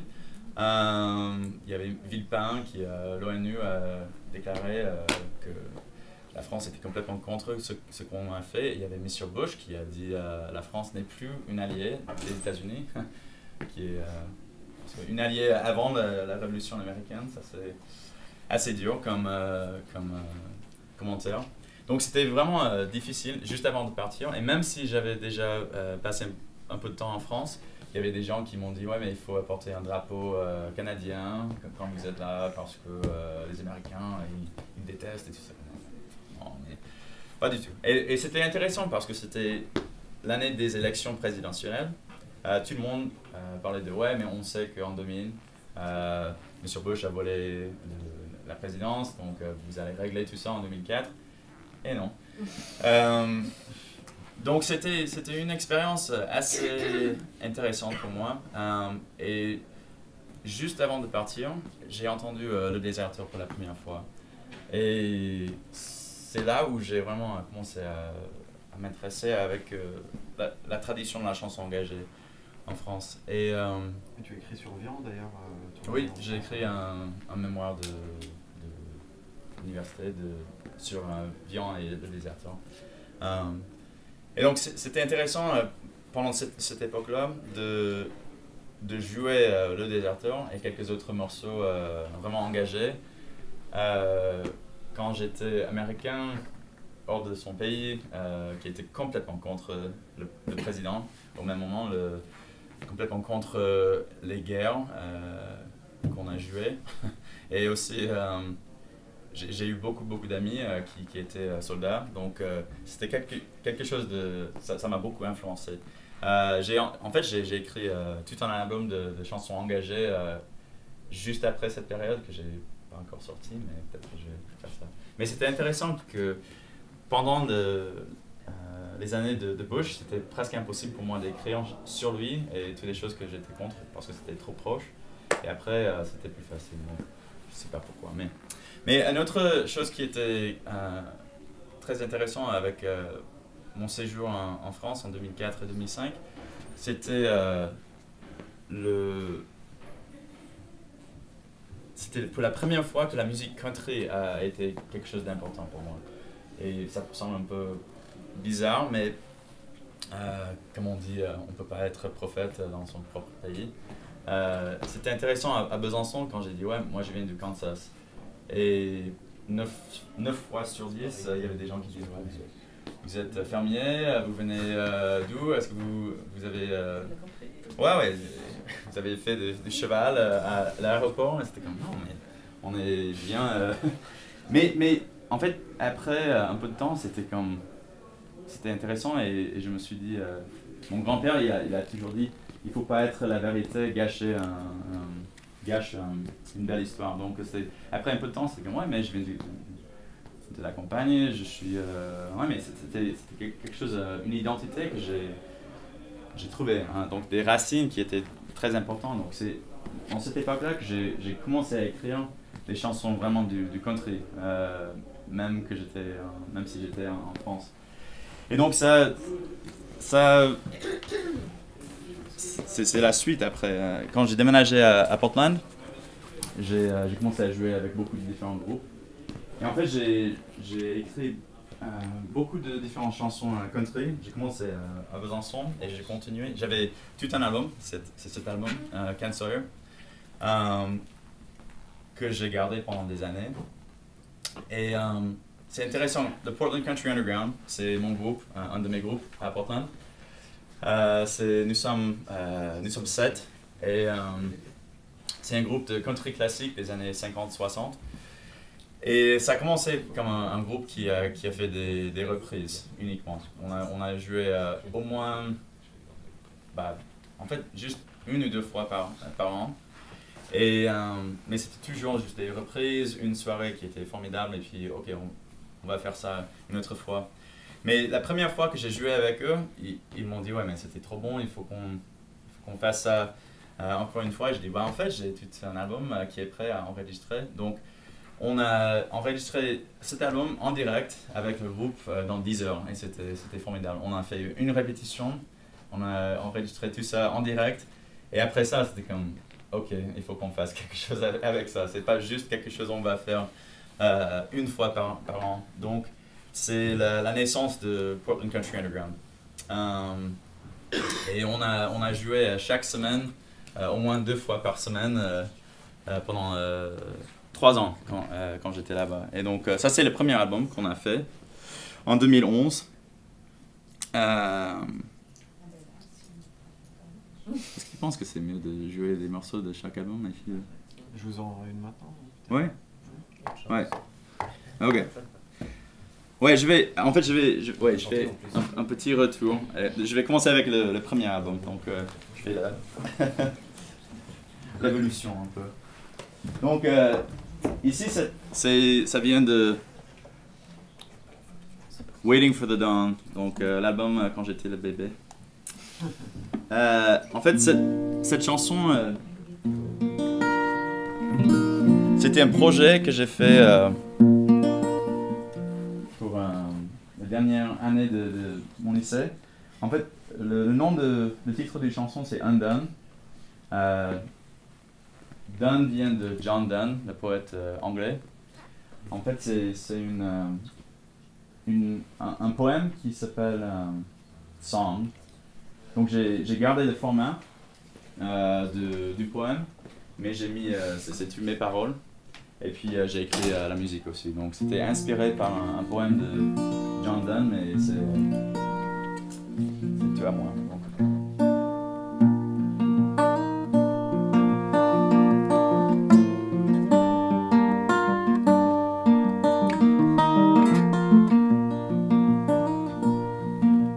Go and catch a falling star. Child, chase your dreams to the end. And tell me where all the past years are, why broken hearts don't mend. Teach me the innocence many moons have passed.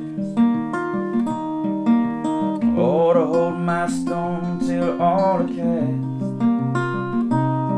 and drink deep to keep all of my days until at last I sleep.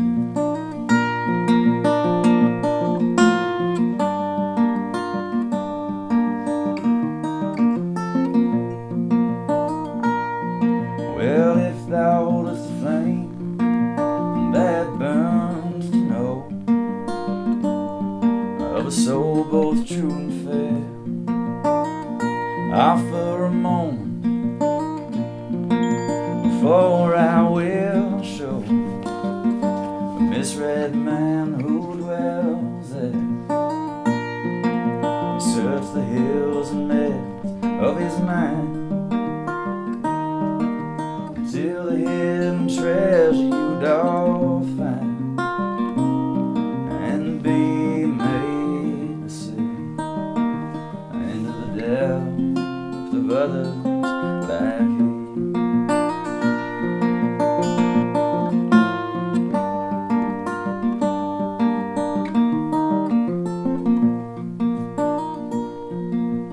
If time were to tarry, the sun setting to delay, babes in their mother's arms remain.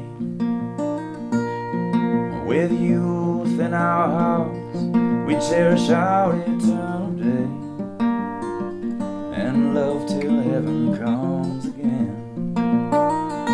Oh, but the west shall win, the child must grow, and like so many that have passed, it too will go. But the wind will send us back together in the end.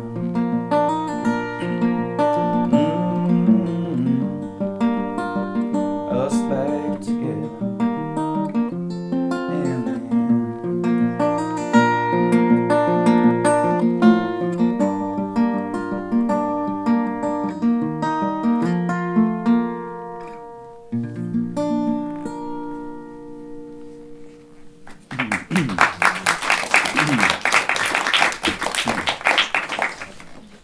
Merci.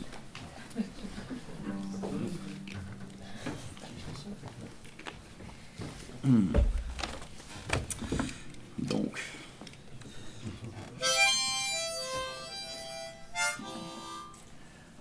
une chanson que je crois que tout le monde connaît.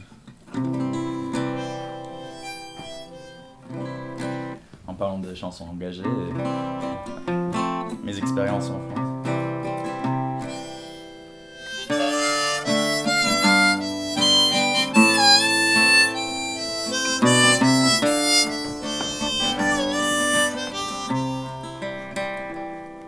Monsieur le Président, je vous fais une lettre, que vous lirez peut-être, si vous avez le temps. Je viens de recevoir mes papiers militaires pour partir à la guerre avant mercredi soir. Monsieur le Président, je ne veux pas la faire, je ne suis pas sur terre pour tuer des pauvres gens.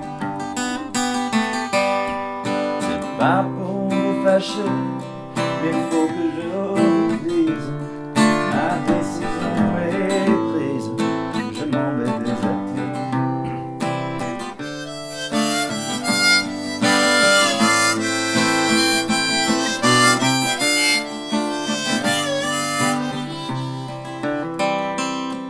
Depuis que je suis né, j'ai vu mourir mon père, j'ai vu partir mes frères et pleurer mes enfants. Ma mère a tant souffert qu'elle est dedans sa tombe et se moque des bombes et se moque de l'air.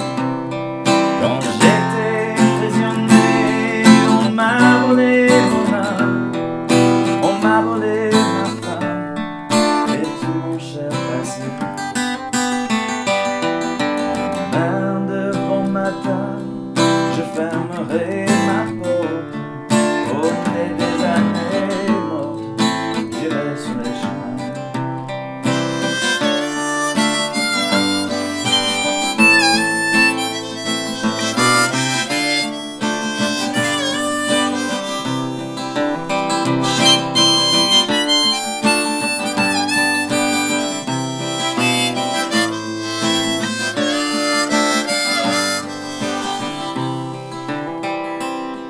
Je mènerai ma vie sur les routes de France, de Bretagne en Provence, et j'écrirai aux gens: refusez la terre, n'allez pas à la guerre, refusez de partir, refusez d'obéir.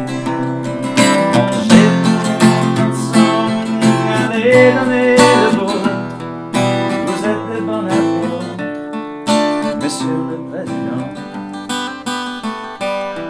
Si vous me poursuivez, devenez vos gendarmes, que je n'aurai pas d'armes et qui pourront tirer.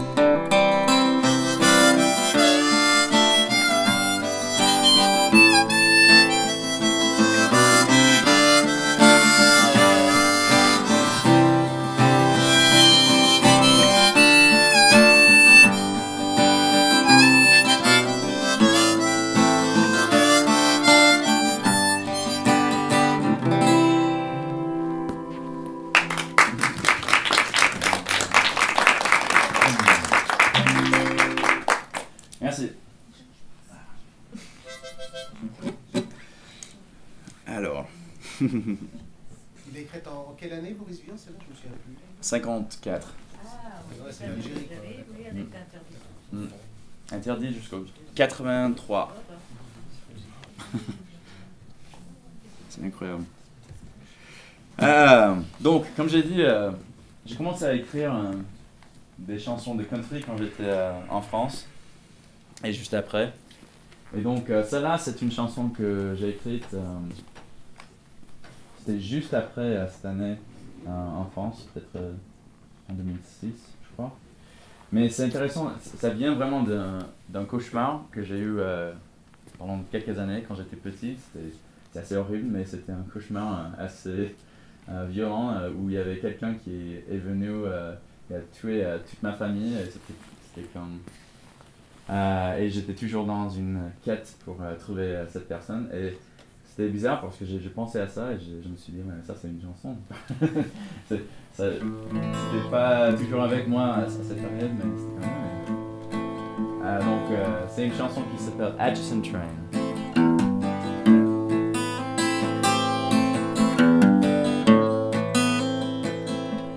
When I was young, less than 5, I had the same dream each and every night. A shadowed face laid my world away. When I was young, less than 5.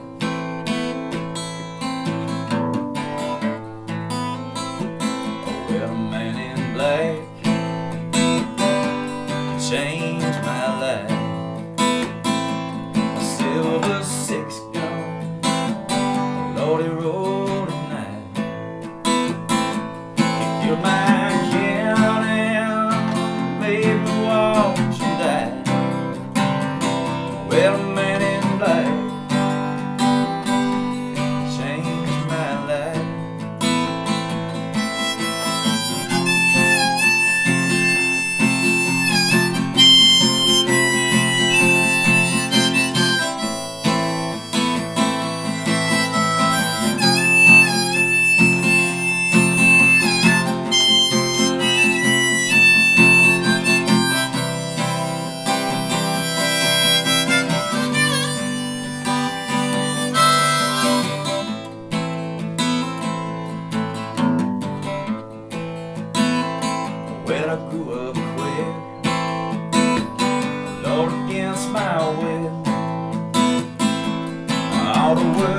charm that could not fit. That aching hole deep in my heart, where I grew up quick against my will. Oh, where my heart was fine and my nerve was ice. Money was good, Lord, and the women were nice. I killed every man who made me tell him twice. Oh, when my heart was fine, oh, when my nerve was ice.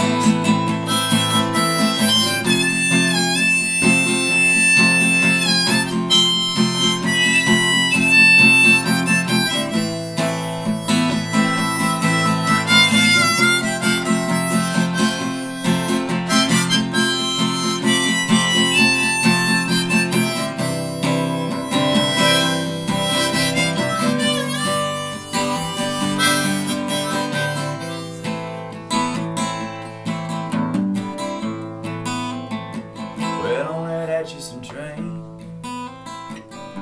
I spied that gun. I put 3 holes in it before the coward could run. I shot him 3 more times in the Kansas sun. Yeah, on that Atchison train, I spied that gun.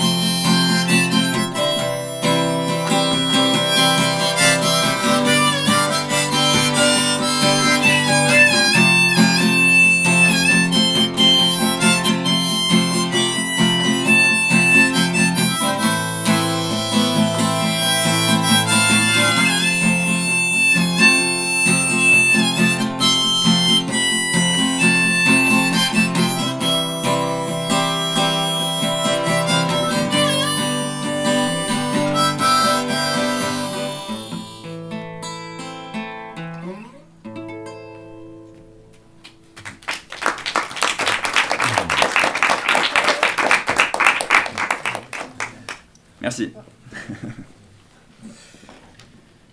Donc, quand j'étais à Portland, j'ai eu beaucoup d'expérience en tournée aussi, avec mon groupe Blue Giant. On a joué avec beaucoup de différents groupes pendant une période de presque 3 ans. On a joué avec les Dandy Warhols, Bobby Bare Jr. et The Decemberists. Et on a fait des tournées de plusieurs mois. Avec les Dandy Warhols, c'était 9 mois dans un an. Et avec The Decemberists, c'était 6 mois et puis une pause de 3 mois et encore 6 mois. Donc beaucoup de tournées avec eux. Donc j'ai eu l'occasion de jouer au moins 2 concerts dans chaque état des États-Unis, sauf le Maine et Hawaï. Donc un jour, je vais faire ça. Mais c'était intéressant de voir ça et de gagner ma vie en tant que musicien professionnel. On voit on voit le domaine de la musique un peu différent quand on fait les tournées comme ça. Quand chaque jour c'est votre boulot, c'est tout ce que vous faites pour gagner de l'argent. C'est beaucoup de temps dans les voitures, dans les camions, beaucoup de temps perdu, je veux dire, dans les ailes des salles de concert et tout ça, mais en fait c'était excellent. J'ai vraiment passé des super expériences quand j'étais avec ces groupes-là. Et j'ai appris beaucoup de choses. Avant ça, j'ai fait beaucoup d'albums. Maintenant, j'ai 7 albums de ma musique. Et comme n'importe quel artiste, n'importe quel domaine, je crois qu'on commence un peu aveugle, un peu... on essaie, on verra ce qui va passer. Et après des expériences comme ça, j'ai appris plein de choses qui m'ont beaucoup aidé avec comment vendre mes CD, comment avoir une présence un peu plus concrète avec ma musique, en ligne, mais aussi des choses qu'on peut faire à chaque jour pour essayer d'augmenter sa carrière. Et donc, comme dans n'importe quel domaine, il faut vraiment bosser chaque jour, il faut essayer de trouver chaque moyen d'avoir un peu des nouvelles expériences, de trouver des nouveaux gens avec qui on peut jouer, on peut faire des tournées, qu'on peut enregistrer des albums, faire des expériences dans les studios. On a aussi fait des tournées avec 3 groupes que j'ai eu aux États-Unis, à Portland aussi, Drunken Prayer, PCU qui est Portland Country Underground, et puis aussi mon groupe WC Beck qui est un peu marrant en France, mais le nom de ça.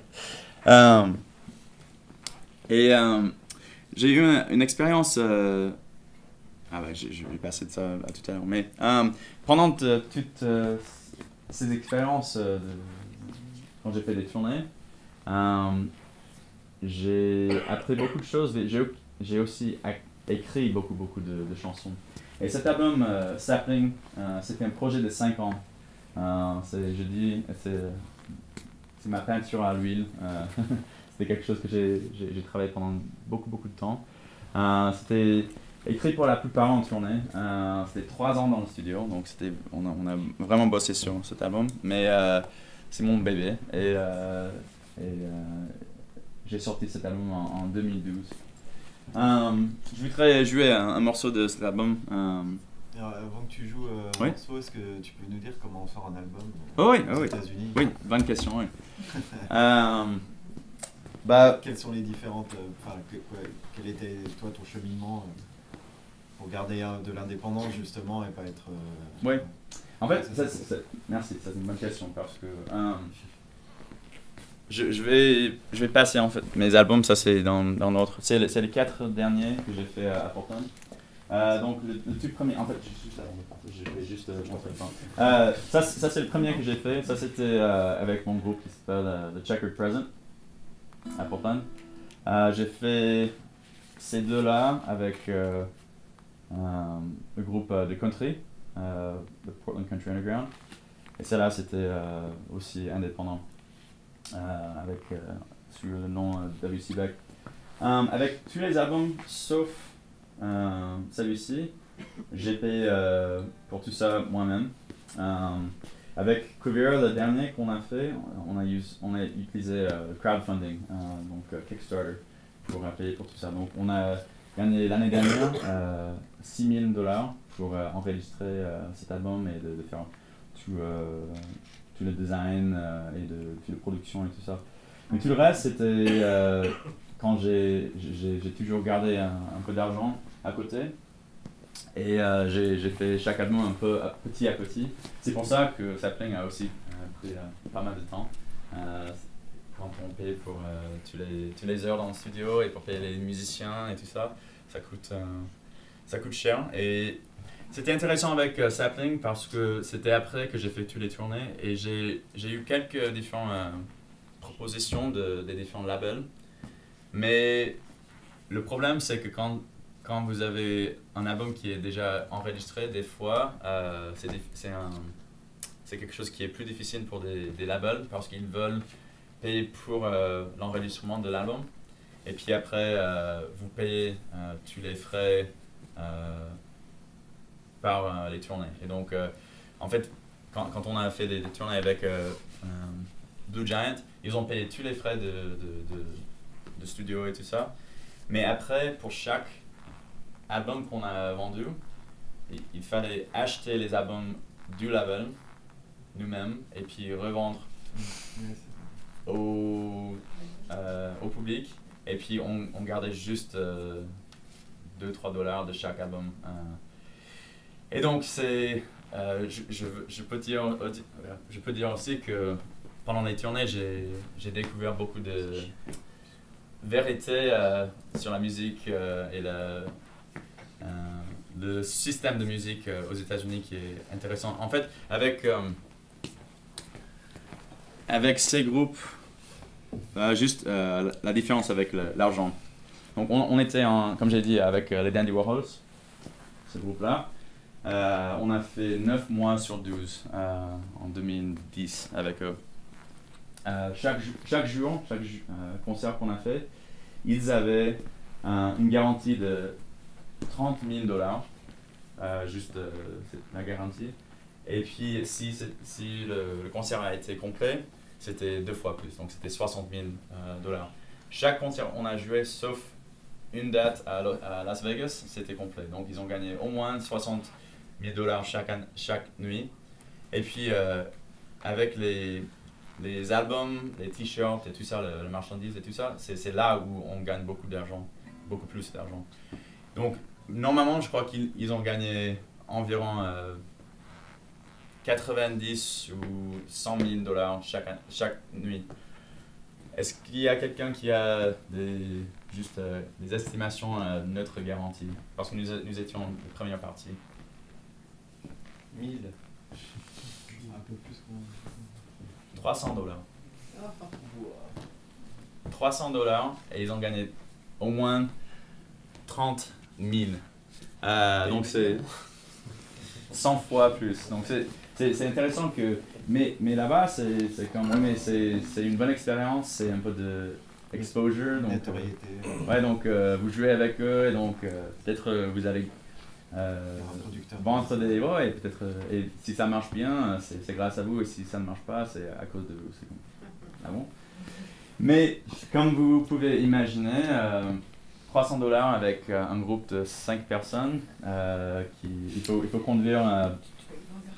Ouais, il faut. Ouais, vous n'avez pas beaucoup de choix avec. Vous pouvez pas manger dans des bons restos, des bons restos. Il faut manger un McDo. Il faut rester dans les motels pas chers. Et quand on conduit 8 heures entre chaque concert presque, c'est difficile. Donc on dépend vraiment sur la vente des CD, des choses comme ça. Et ça c'est quelque chose qui m'intéresse beaucoup maintenant dans une époque où on n'achète plus vraiment les CD. Ça, bien sûr, j'ai des CD là-bas, je les vends. Mais la plupart des gens achètent la musique digitale, numérique, ou même écoutent la musique sur les sites comme Spotify ou Pandora, des sites de streaming. Mais c'est quelque chose que... oh, tu connais? Mais c'est intéressant, je dis ça souvent aux gens, mais si vous allez dans un concert, vraiment, si vous voulez donner un peu de soutien aux artistes, c'est là où il faut acheter les CD et des choses comme ça. Mais de toute façon, comment faire des albums? Pour moi, j'ai fait tous ces 4 albums à Portland, dans les différents studios. Et comme j'ai dit, j'ai gardé un peu d'argent à côté à chaque fois. Et c'était intéressant avec Sapling parce que c'était, comme j'ai dit, c'était pendant 5 ans que j'ai écrit et enregistré cet album. Et puis après, il y avait 3 labels qui m'ont offert des différents contrats. Mais chaque label, c'était comme maintenant, on va gagner 50% de chaque vente des CD. Et je dis, ouais, mais moi j'ai déjà dépensé $4,000 pour faire le CD. C'est tout fait. J'ai 1000 exemplaires de l'album, c'est parti. Ils ont dit, ouais, mais c'est super. Mais quand même, vous allez gagner juste 50%. Et donc c'était difficile. Donc j'ai pris la décision de continuer indépendant. Et je crois que ça va, ça marchait. Mais c'est différent. Sans un label, tu n'as pas les mêmes réseaux, bien sûr. Est-ce que certaines salles ne travaillent que avec ce circuit-là? C'est ça. C'est fermé? Oui, c'est fermé. Par exemple, à Paris, la plupart des salles, la Flèche d'Or, la Tremendo, des différentes salles comme ça, c'est impossible de jouer dans les salles comme ça si vous n'êtes pas signé avec un label. Aux États-Unis, c'est comme ça aussi, mais des fois, si vous connaissez quelqu'un, vous pouvez entrer dans ce domaine, mais c'est difficile, c'est un peu fermé. Mais comme j'ai dit aussi, quand vous êtes avec un label, ils donnent le réseau, mais pas plus, pour la plupart. Donc c'est jusqu'à moi, mais vous avez le réseau, mais c'est à vous de créer tout ça. Et des fois ça marche, des fois ça ne marche pas. J'ai des amis qui ont beaucoup de succès. Peut-être c'était juste un peu de chance, peut-être c'était le moment. Ils sont meilleurs que toi. Peut-être, ouais. Non, mais c'est. Qu'est-ce qu'il a dit, Antoine? Je me permets parce qu'on s'entend bien. Ouais. Non, mais c'est comme ça. Et on sait jamais. Mais c'est intéressant. C'est vraiment. On prend bien sûr des risques. Mais je veux dire que pour un artiste, comme je sais qu'il y a beaucoup dans cette salle, de différents domaines, il faut penser à une carrière dans la musique, dans l'art, comme vous êtes un petit business, comme vous créez une association, une petite entreprise, parce que et il faut à chaque moment trouver des moyens, des façons de dire ouais mais j'ai ma carte de visite, je fais ça, je peux faire ça pour vous, est-ce que je peux faire ça? Et d'abord, au début, il faut toujours faire des choses gratos ou pour pas assez d'argent. Mais après, une chose qui est très importante avec la musique et l'art et tout ça, est de dire non aussi. Quand vous êtes dans un certain niveau et vous avez passé assez de temps, il faut dire non mais j'ai besoin de ça. Je vais pas jouer un concert pour 50 € si je dois conduire 2 heures en voiture. Parce que ça c'est une autre chose avec les artistes. Normalement, on voit uniquement la partie éphémère, la présentation. Donc c'est juste la prestation qu'on joue pendant 40 minutes, mais on ne voit pas toutes les heures de répétition, d'écrire des chansons, quand on doit amener tous les sonos, tous les matériels, tout ça, c'est beaucoup de travail. Quand on fait des tournées, même moi, avant que j'ai fait ça, j'avais toujours en tête l'idée que ouais, mais c'est juste des vacances, c'est super. Pendant 9 mois, on va faire des vacances. Chaque jour, il y aura des gens qui vont dire, qui viennent pour nous voir. Mais ouais, une partie de ça, c'est la vérité. Mais une autre vérité, c'est que 23 sur 24 jours de chaque jour, c'est du boulot. On conduit, on amène tous les matériaux.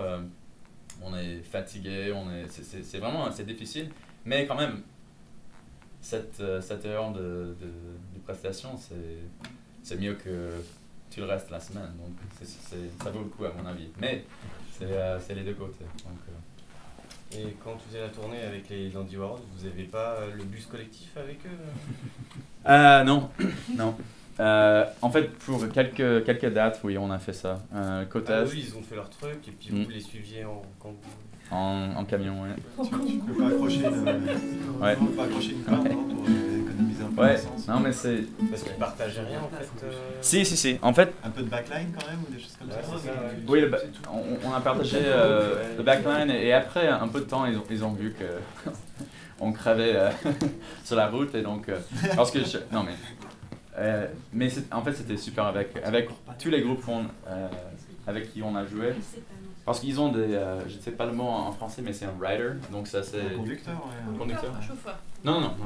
Un rider, c'est un fiche technique et un fiche de toutes les commandes. Donc c'est... Une conduite. Ok. D'accord.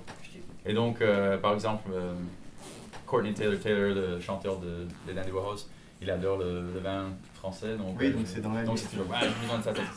Mais chaque fois, il y avait assez de bouffe pour 60 personnes, donc ils ont dit ouais mais allez-y. Donc c'était super. Donc on a toujours attendu toute la journée, on est crevé, ok, on est arrivé, c'est Montréal. Donc on a mangé, on a gardé des choses dans des poches. Les restes comme ça. Ouais. Ouais. Non, mais on voit vraiment une inégalité. Même si on partage la même scène, c'est vraiment... J'étais assez étonné. Parce que, quand même, moi-même, même si j'avais des conseils des autres musiciens qui m'ont dit tu verras, hein, c'est un peu différent que tu imagines. C'était comme ouais, mais t'es vieux, tu sais pas. Et après, au bout de 2-3 semaines, c'était comme ok. Donc, c'est une autre expérience. Mais c'est génial. C'est dans ces expériences qu'on apprend beaucoup de choses. Et on écrit des albums. Pourquoi c'est toi qui as fait la première partie? Comment? Comment ils t'ont trouvé? C'est que le label, non? C'est le label, oui. Ça faisait partie des cadeaux qu'ils t'ont fait? Oui. De réseau? Oui. Ok. Oui. C'est eux qui t'ont contacté? Non, c'est toi qui étais leur dire? C'était à travers des autres amis qui ont été déjà avec le label, oui. Ah, et puis qui t'ont dit, tiens. Ouais. Ouais. Donc, ouais. Non, mais c'est bien. C'est des belles expériences. Peut-être je vais un autre morceau. C'est presque la fin. Je sais que on termine à midi, c'est ça? Ok. Donc, quand j'ai déménagé à Portland, comme je vous ai dit, je viens du Kansas et j'ai déménagé à Portland. Et c'est intéressant que France est un grand pays. En Europe, c'est le plus grand par superficie, mais c'est la même taille que l'État du Texas aux États-Unis. Donc, c'est intéressant que quand j'ai déménagé du Kansas à l'Oregon. Et donne le rapport par rapport à la France. Parce que... Oui, et donc j'ai eu vraiment la même expérience de dépaysement qu'on voit quand on est pendant son propre pays. Et donc j'ai eu cette expérience quand j'ai déménagé et j'ai écrit cette chanson qui parle de cette expérience. Ça part de chez moi et le fait que j'ai découvert qu'il fallait partir, il fallait faire quelque chose de différent, mais qu'il y avait beaucoup de changements en moi et que... Tu commences beaucoup de chansons par When I Was... Il y a beaucoup. Non mais on l'entend souvent dans la country. Ouais. Ouais, non, j'ai pensé à ça quand j'ai écrit des paroles, c'était comme ouais. Ouais, Atchison Train, ouais. Mais je crois que c'est les deux que j'ai fait. C'est le film.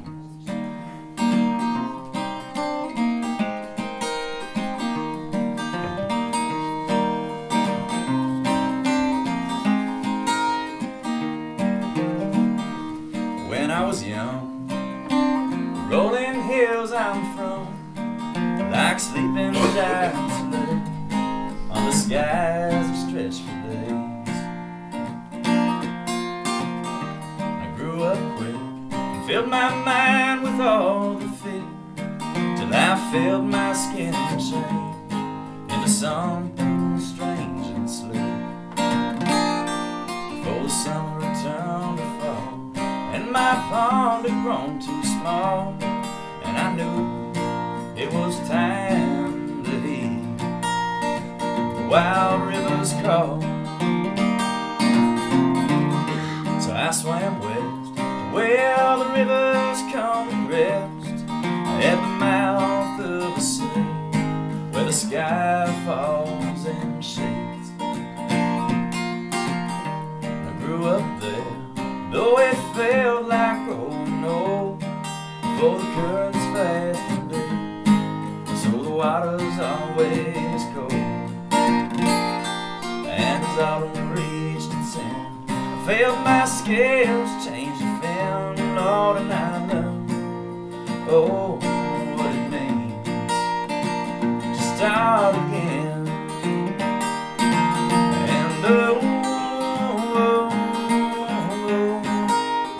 them days grow long as I think about how far I've gone. It's a morning sky on fire, or a night long, when that old song takes me back home, running around ain't forever. And just make sure that you don't stay too long,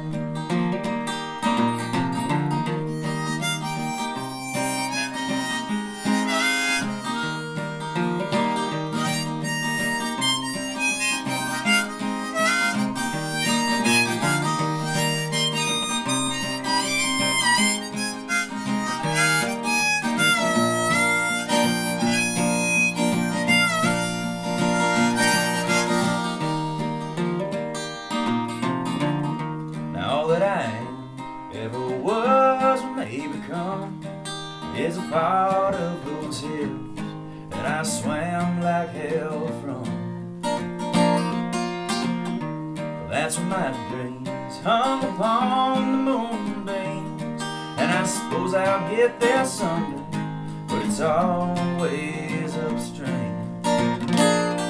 And as winter melts away, I see my pond lies just the same, Lord, but I know that deep below my skin something has changed.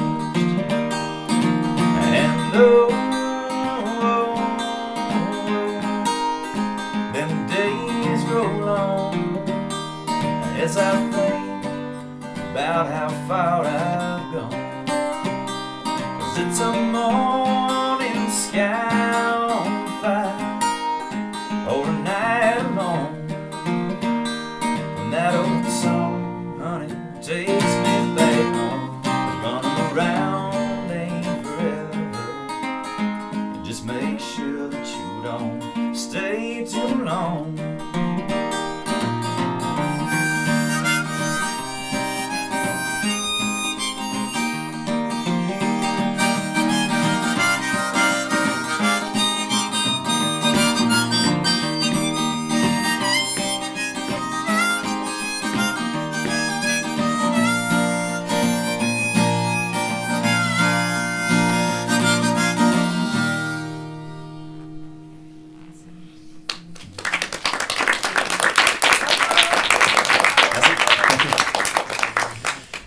Merci.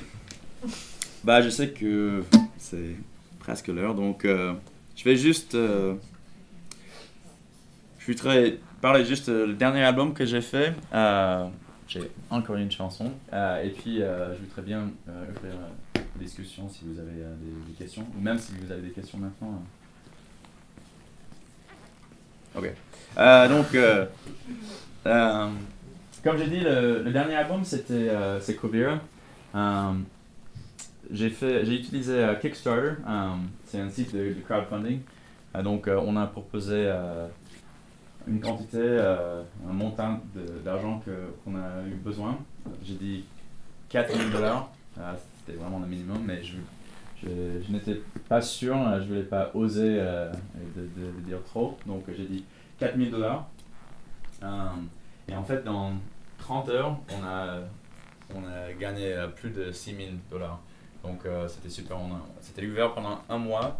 Et il y avait des gens, le minimum c'était $5 je crois. Il y avait des personnes qui ont contribué $500 aussi. Donc c'était vraiment excellent. Et donc, oui, pour un album. Non. Mais en fait c'est excellent Kickstarter, et je sais qu'il y a des différents sites web qui font ça.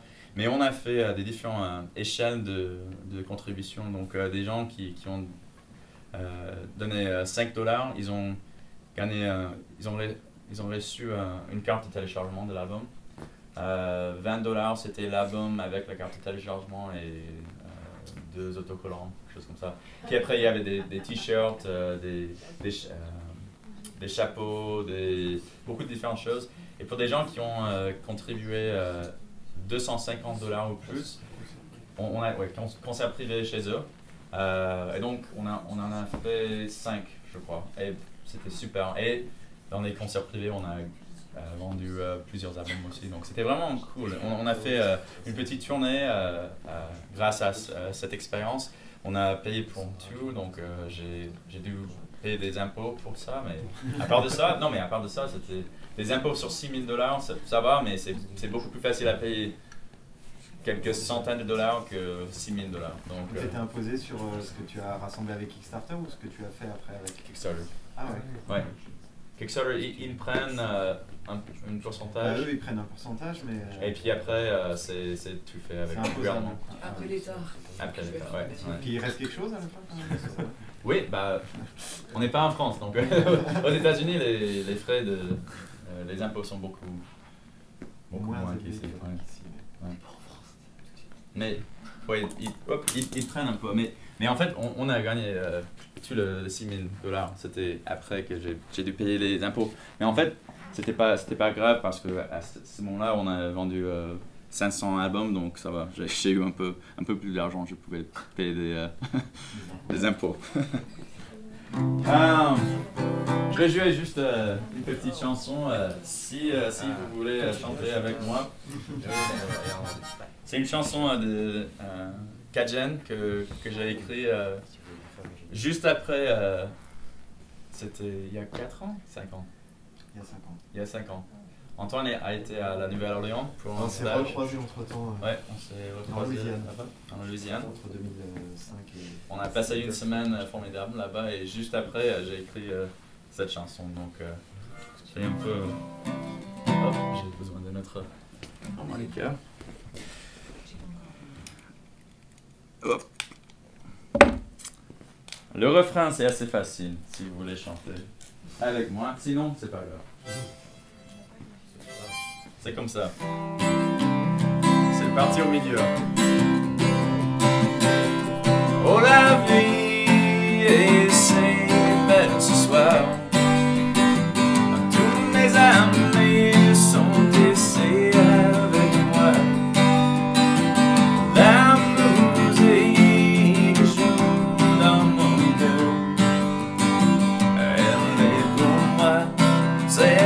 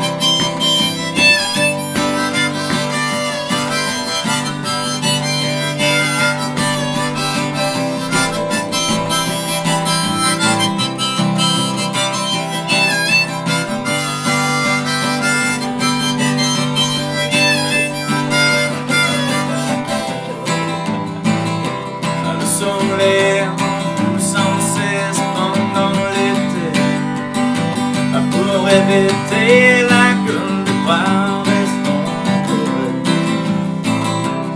Si vous avez faim, mangez du pain. Si vous avez soif, buvez du vin. Oh, la vie est si belle ce soir. Tous mes amis sont ici avec moi.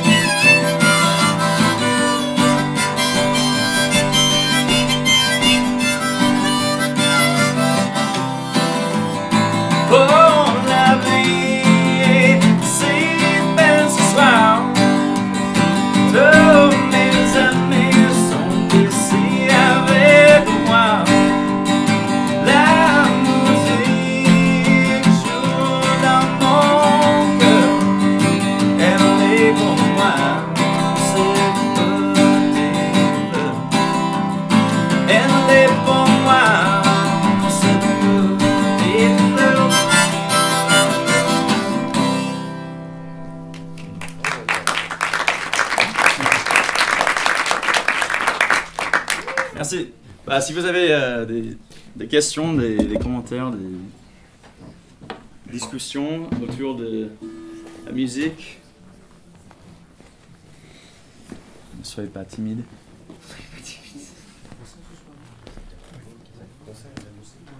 Ah oui, ce soir, il y a un petit concert au Purple à 20h30, c'est ça? À partir de 20h30. Donc je vais jouer et Antoine va m'accompagner avec Mathieu sur la batterie. Donc on a un petit concert ce soir, donc si vous êtes disponible. On fait un pédibus. À mon avis, la musique va commencer à 20h30, donc soyez pas trop... Ok. Si vous voulez venir. Il y a le JT. Mais plutôt pour l'apéro. Il y a le JT. Ouais, c'est plutôt l'apéro, un petit concert. Donc, Vous n'êtes pas très subversif finalement dans vos textes, c'est votre paradoxe à vous aussi. Bah ça dépend, avec cette petite sélection de... Voilà, parce qu'en anglais j'ai pas pu traduire, voilà, mais en français là c'est... Voilà. Bon, bah ça c'est très... Non mais c'était la joutade aussi. Ouais. Hein. Non mais le prisonnier non mais c'est c'est de viande. Ah c'était de viande aussi là, parce que celle-là tu l'as mis en musique aussi. Ah oui, mais aussi, ouais, j'ai tout un...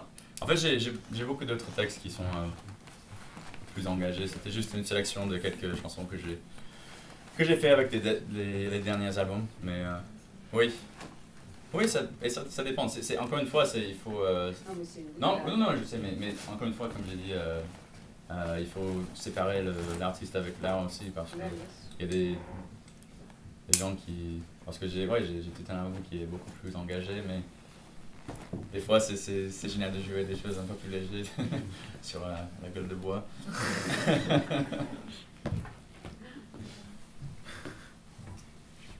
En tout cas, la conception de vos albums sont magnifiques en carton, avec le graphisme, le visuel est très beau. Oui, c'est très... Chaque album, c'était quelque chose de très intéressant pour moi.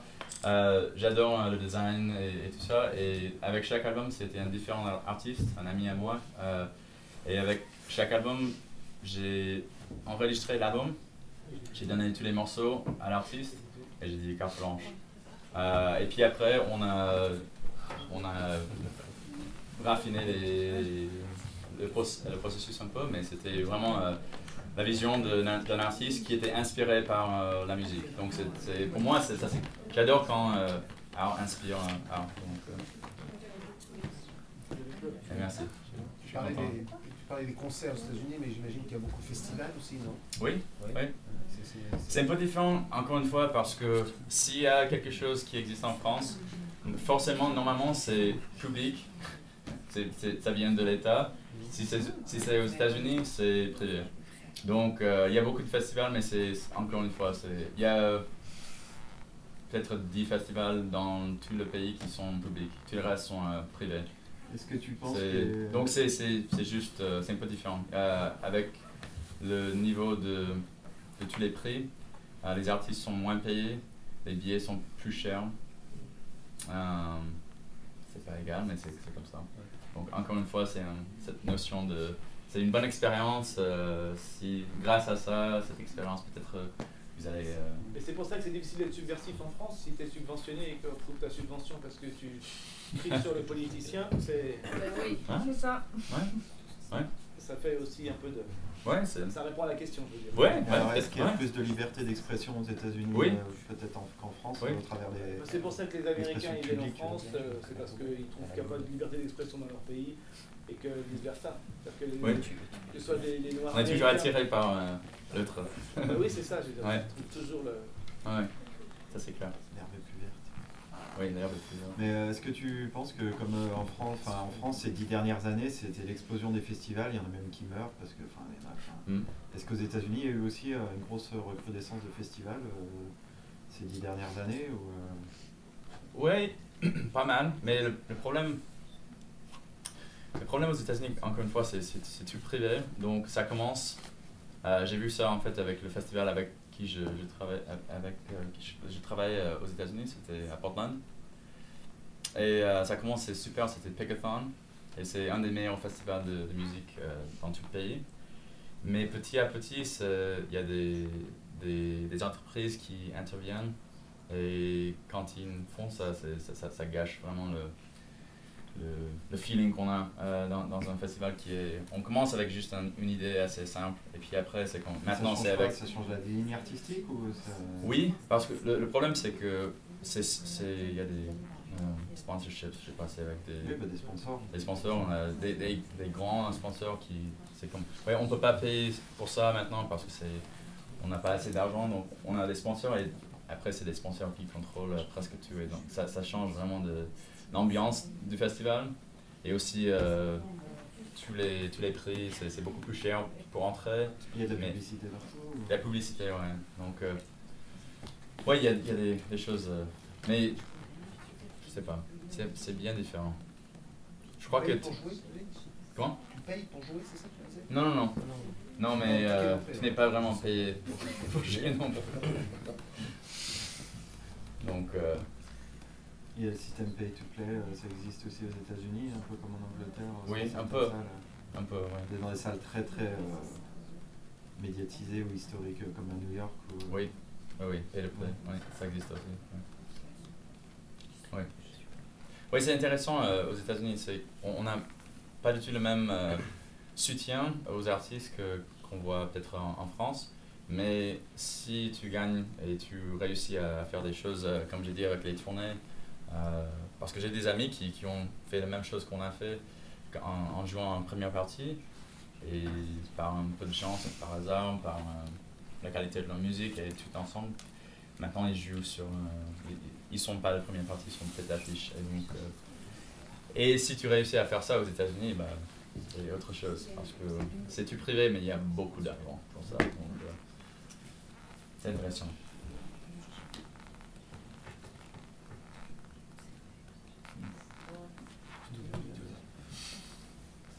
Il y a des salles subventionnées, comme ça existe quand même, des salles subventionnées dans chaque ville. Tu as peut-être une salle qui est publique ou majoritairement publique ou pas? Ça dépend de la ville, mais c'est assez rare en fait, ouais. Aux États-Unis, les endroits publics. Malheureusement, on a après la Deuxième Guerre mondiale, c'est tout privé aux États-Unis. Et le problème, c'est maintenant on se rend compte que c'était pas peut-être le meilleur choix, mais le problème c'est qu'on a 70 ans d'histoire maintenant contre nous avec ce système de privé. Donc, je suis natif aussi. Oui.